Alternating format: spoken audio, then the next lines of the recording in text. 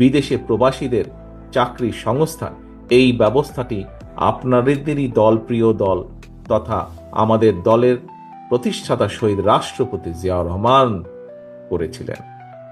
একই সাথে যেই গার্মেন্ট শিল্পের কথা আমরা বলে থাকি, যেই গার্মেন্ট শিল্পের জন্য সারা বিশ্বে আজকে বাংলাদেশ পরিচিত, সেই গার্মেন্ট শিল্পেরও যাত্রা শুরু করেছিলেন শহীদ রাষ্ট্রপতি জিয়াউর রহমান।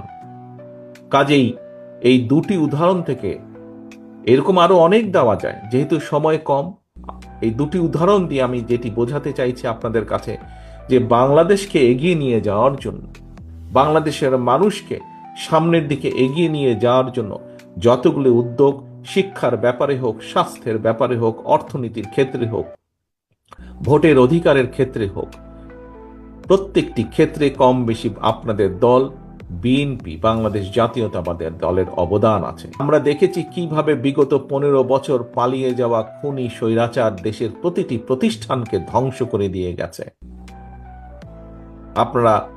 আমরা দেশের প্রতিটি মানুষ আজ আমরা এই ধ্বংসের ভুক্তভোগী। এখন আজ যেমন আমরা এখানে একত্রিত হয়েছি, আজ প্রকৃত নেতৃত্বকে বাছাই করে নেবার জন্য, যারা আগামী দিনে বিএনপিকে নেতৃত্ব দিবে নড়াইলের মাটিতে। সামনে সময় এসেছে প্রকৃত নেতৃত্বকে, দেশের নেতৃত্ব যারা দিবে তাদেরকেও বাছাই করার সময় এসেছে। দেশকে ধ্বংস করে ফেলা হয়েছিল বিগত 15 বছর, এখন সময় এসেছে দেশকে গড়ে তোলার। আমরা দেশের মানুষের সামনে 1 মাস, 2 মাস বা 3 মাস আগেও নয়, আমরা আজ থেকে 2.5 বছর আগে প্রায় বাংলাদেশের মানুষের সামনে আমরা উপস্থাপন করেছি আমাদের 31 দফা দাবি। কি সেই 31 দফা? এর মধ্যে আপনারা কম বেশি প্রত্যেকেই ওয়াকেফাল আছেন, অবহিত আছেন এই 31 দফা নেই। এই 31 দফাটা কি? 31 দফাটা হচ্ছে বিগত 15 বছর এই স্বৈরাচার, পালিয়ে যাওয়া স্বৈরাচার, যে খুনি স্বৈরাচার দেশকে ধ্বংস করেছে, কিভাবে দেশকে আমরা আবার সামনের দিকে এগিয়ে নিয়ে যাব তার একটি পরিকল্পনা দেশের মানুষের সামনে আমরা উপস্থাপন করেছি।